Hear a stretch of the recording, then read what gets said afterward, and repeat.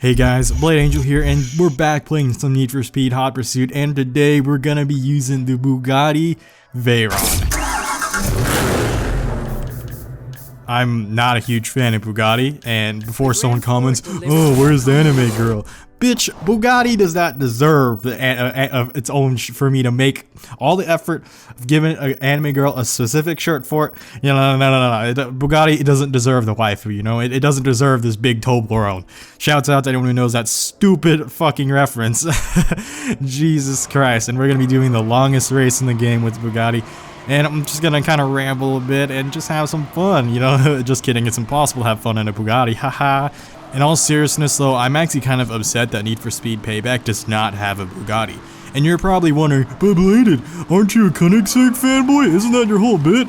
And yeah, that's exactly why I'm upset that there's no Bugatti in freaking Need for Speed Payback, because there's no fun in using a Koenigsegg when you don't have any Bugatti's asses to kick. Like, oh, I'm so sorry, Koenigsegg, I just completely destroyed you. I've joined the dark side for now, but no, like, because using the Regera in Need for Speed Payback makes me feel like such a fucking scumbag. Because I mean, I'm still gonna buy it because I have the money for it, and because I want to show you guys that content. But like, it's such an overpowered car in the game. Like, there's not even a competition, and like, they really do need to put other cars. Like, I wouldn't be upset if they put in like a Bugatti Chiron or Chiron, I don't fucking know how to pronounce that car. I call it whatever the fuck I want to call it, alright?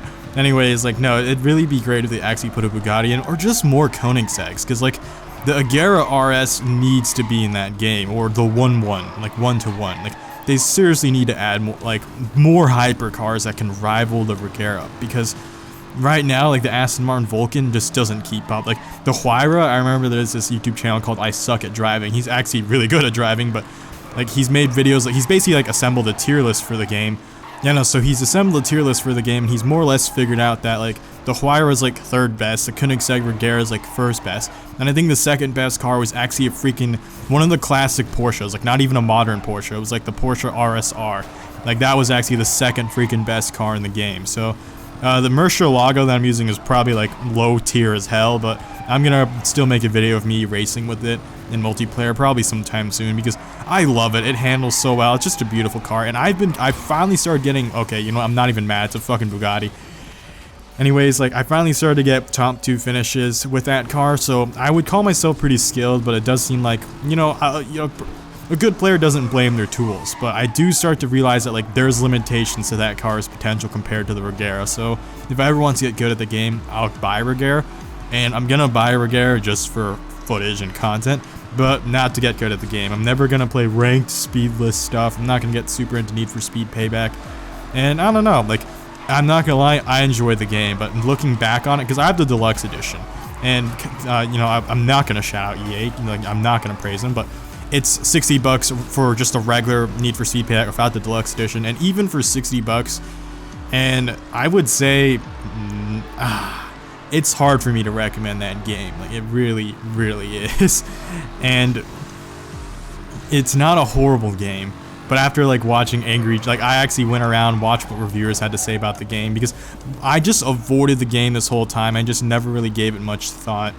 And now that I actually had the time to play it, and I will say it's a fun game. So if that's enough for you to buy it, go ahead and buy it. If you love visual customization, because that's something Black Panther talked about, like, a lot of reviewers shitted way too hard on that game, because it's not half as bad as people make it seem. I will say that it's not nearly as bad as people make it seem. Like, people were giving it like 2 out of 10 ratings and stuff. It was just sad, actually, because one of the most overlooked things that a lot of those, like, reviewers that they completely overlooked when they were shit talking the game is the customization. Like, the car customization is worth praise. It's definitely very fun customizing your car. You can really make it your own. Like, the fact that basically every car in the game has a wide body kit, like, I don't even like, you know, Stance Nation wide body stuff, but the fact that you can do that really shows the level of, like, detail and care that was put into that game. So definitely, if that's your whole thing, go for it.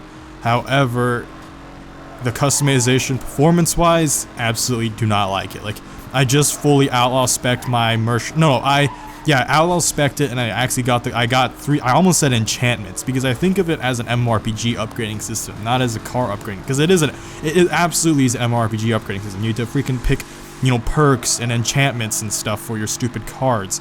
Like I got outlaw. Yeah, you also do specs and stuff. So I have an outlaw spec, and then each card that I have is like 2 to 3 enchantments on it. Yes, I know that's not what they're fucking called, but I'm just gonna call them that because my mind has to think about it from a MMORPG standpoint, not from a car upgrading standpoint. Because it's not. Let's be honest, it's not a car upgrading standpoint. So before any like super big car elitist gets mad at me, first off, I run a YouTube channel about cars on my main channel, and I probably am a lot more knowledgeable than the majority of people. I'd like to say that's not me tooting my own horn. It's just the fact that, you know, I'm pretty credible.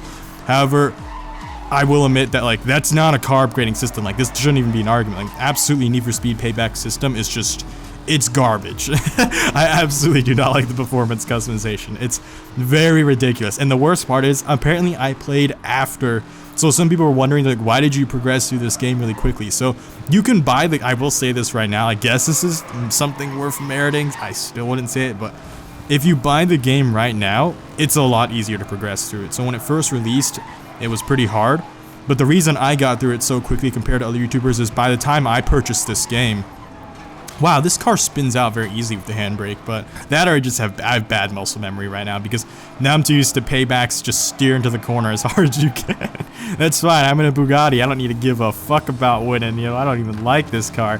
Anyways, like, God, I feel like the rubber banding on these AI is insane right now because, I don't know, my best time on this event was a 13-minute and 3, it even says. So if I get better than that and lose, then you'll know rubber banding was part of the reason. And I don't like rubber banding, but back to what I was saying is, yeah, no, so, yeah, like I said, it's not a review video, but I just feel like it was just something worth talking about. Like, really, what would make Need for Speed Payback better is if they just added, like, yeah, they really need to add more hypercars to keep up with the competition. And other than that, it was fun while it lasted. You know what, let's move on to a different subject, because I don't want to talk about the full video, but that's my final verdict for the game. It was fun. Because, you know what, it did its job, it was fun. Great world, a lot of variety. I loved it. You know, it was definitely it wasn't nearly as bad as people said it was, and that's probably the reason I enjoyed it, was because my bar for it was set so low, so it could only exceed that my expectations. But yeah, I'm probably not going to play it that commonly. Like, I might still give it a visit every now and then whenever they make updates for it, but as of now, I don't. I'm just gonna go back into my little hipster hole and play some good old nostalgic classic older racing games, because I'm not going to play Forza 7 either, more or less for the same reason, because apparently it also has a loot box system. Like, I'm probably going to just suck it up and play more Forza Horizon 3 in this channel, because even though I'm terrible at the game, I was once good at it, so I'll just get better, you know, just the whole Dark Souls thing, I'll get good. I'm just going to try to get back to where I originally was in that game, so that's, okay, I'm wasting nitrous. There's not really any point in shooting it once you're near top speed. God, seriously, I'm in 3rd place? Come on, like, oh my gosh, come on, Bugatti. What the hell, Bugatti? Come on, I'm just so salty. That was partially my fault, maybe, because I'm still probably hitting the brake too far. Anyways, yeah, entertainment value, you know? Anyways, yeah, no, about other Need for Speed games to play, the problem is I have a PC, so I have to use Origin or Steam for us, and I don't think a lot of the older Need for Speed games aren't available for sale on PC. I mean, I could go out and get a disc, but my PC doesn't. Okay, you guys are gonna hate me for this, but when I built my PC, I did not build a disc. Yeah, I did not think of building a disc drive, and you guys are probably like, that's the stupidest thing ever, Bladed. You know, to be fair, it's never bit me in the ass so far until now, so I might just get an emulator instead, because, yeah, and I personally, I like actually buying the game. I don't like emulating just because, emulators are always wonky, like, it's never the true experience. But yeah, no, I definitely probably just get a capture card because I still have a PlayStation 3, and I might even make some Gran Turismo 2 content. I don't even know if there's a channel that's ever made Gran Turismo 2 content with commentary on it, but that game was dope. I loved it so much. Oh my gosh, but that'll be a while from now, because I always say I'm gonna get a capture card and then I get fucking lazy, because it's that very thing that's also stopping me from making Smash Brothers content, is the fact that I'm just so like, it's so much more work, because using the PC is just so easy. You're recording like all your audio tracks and all of the footage and everything, it's just one go, but like, it's just so much, it's not too hard, because I know other YouTubers do it, so it's not impossible, but I just love the PC. Like, that's not me being a PC elitist. Like, I don't care about the graphics or anything like that. I just like it for convenience. That's the main reason I play on the PCs. purely for convenience. Like I have a i7 6700 because, you know, rightfully so. I don't just play games, I also record, I also render, so I actually need my i7 because if you ever build a gaming PC but you're not a YouTuber or you don't make any recordings, you don't really need an i7. Like a lot of people will tell you that. They say just get an i5. They're absolutely right. You only need an i5. But I got the i7 because I knew I'd become a YouTuber back when I made asphalt videos, like way back when. But yeah, we all know how that turned out for me, but oh my gosh. Derpity derp derp derp. Oh wow, Bugatti, are we doing great? What place am I in? I'm in second place. How freaking far is first place? I'm not gonna lie. Let's, come on, dodge and weave. Thread the needle. Get the fuck away from me, you rubber banding asshole. I see you catching up on me. Don't you dare. Like, oh my gosh. Da da da da. Derp. Derpity derp derp derp. I'm just really sad that the Gumpert Apollo S isn't in this game. Like, I love the Gumpert Apollo, and it's not in that many games. And I know someone's like, oh, but it's in Project Cars, and you can buy Project Cars for the PC. But like, that's not like, I want like I don't know. I don't like Project Cars because I own Project Cars too. Like I said, I don't hate it. I just don't like sim games. I personally like to play games for fun. I'm not a big. I feel like the main reason I don't like sim games is because I don't have a steering wheel setup. But then I don't want to buy steering wheel setup because I have a logic switch within my own head that says, wait, you're spending $300 for a video game accessory when you could spend that on a real life car part. Like, that's just me. Like, I'm not saying like you shouldn't like simulation games or you shouldn't like steering wheels, but like, anything that becomes that much of an investment for a video game, my brain immediately just kind of like turns on a switch in the back and say like, buddy, $300 is a lot of money for something that's for a video game. You know, you own a real car where you could actually put that to some good use. So that's why I can't like bring. Oh, we're in first place is another Bugatti. Get destroyed, nerd. But yeah, no, that's the main reason I don't want to buy a steering wheel set. Like, I can afford one, but some people are like, oh, why haven't you got one? Why haven't you got one? Literally that. Literally that logic in my head. It's preventing me from getting one.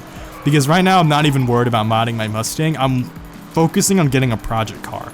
I was originally going to get a Mitsubishi 3000 GT, but in my most recent video when I was doing research about overrated and underrated cars on my main channel, I learned that the Mitsubishi 3000 GT VR4s, especially the 1999 one, it's a bitch to maintain. And like, it's not impossible to maintain, but I felt bad because if I own a car like that, I want to give it the best possible love and the best possible care possible.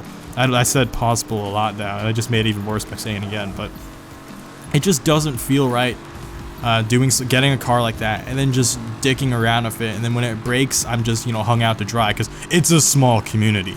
I think only 287 of those cars were imported into the United States. Like, think about that. That car is more rare than a Lamborghini Aventador Super Veloce. Like, if you're just only considering the ones in the States, but that's a rare car and it's a very small community. So like, I'm still like not on that level, I guess, because I do like my Mustang and I've learned a lot from it, but if I get a project car, it's got to be something I can actually deal with.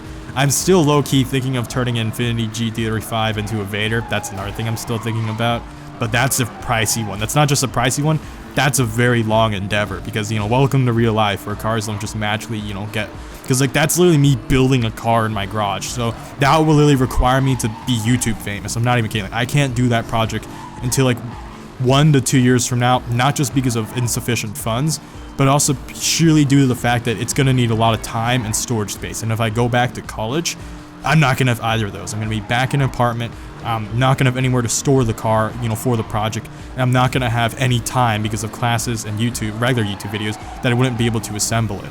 So, yeah, I almost crashed this car right at the end. I don't even care if I did. Okay, I deserve to get third place because I got 13-minute 41. Anyways, yeah, no, I'll just finish what I was saying and then we'll close the video off. But I can't do a Vader if I stay in school. But hey, you know, if YouTube really does take off even more than it already does, and I just do YouTube as a full-time career, I absolutely could do a Vader probably a year from now, like not even that much time from now, because it wouldn't be a fun thing anymore. It would be that I'd have a place to store it. I would have all the time in the world to keep building it, because like I said, the main challenge of a Vader is I have to literally build the car and store it during its process of building.